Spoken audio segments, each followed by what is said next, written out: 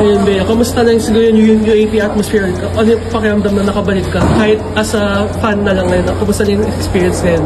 Syempre, super saya. The UAP is really different and masaya naka-watch ako today.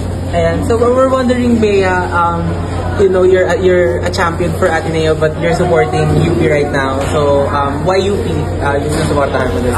My cousin's playing, si Julia. So, obviously, I'll be supporting her. Ayan. So, kamusta naman yung naging performance ng pinsan mo, especially since nanalo sila ngayon? Yeah, super great, super happy na nakita ko siyang di lang maglaro pero nanalo rin sila. So, I'm super proud of her.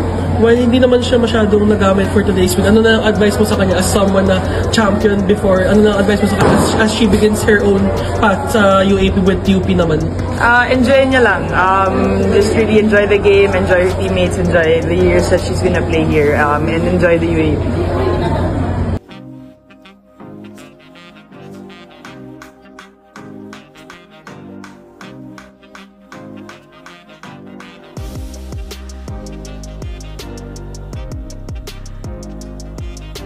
Sa tingin ko natural sila, dating ko hindi naman ako nahihirapan kasi mahabol talaga sila ng bola, dumidepensa talaga sila.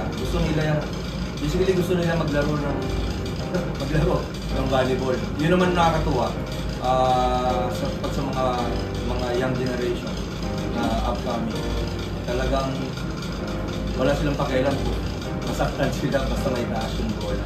So, minsan na nakakalimutan, nire-remind lang natin sila sa labas. Pero in general, nakakabalik naman. Ayun, so tignan natin hanggang saan. Pero ang goal namin, dire-diretso. Yung depensa na yan, yung block na yan, lahat yan. Ayun yung sinatrabaho. Meron kayong apat na players na nakapag-double digits for this game. So, anong masasabi niyo dun sa bigay ng bola and yung pag-step up din ng players all in all sa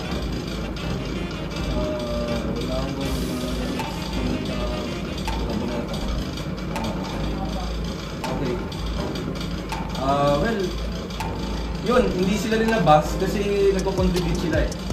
Pero may mga players sa labas na ready na pumasok. Just in case.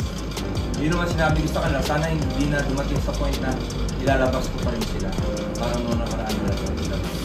So, buti naman na gawa nila yung kailangan nilang gawin. Hindi na masyado nagpahit ng tao.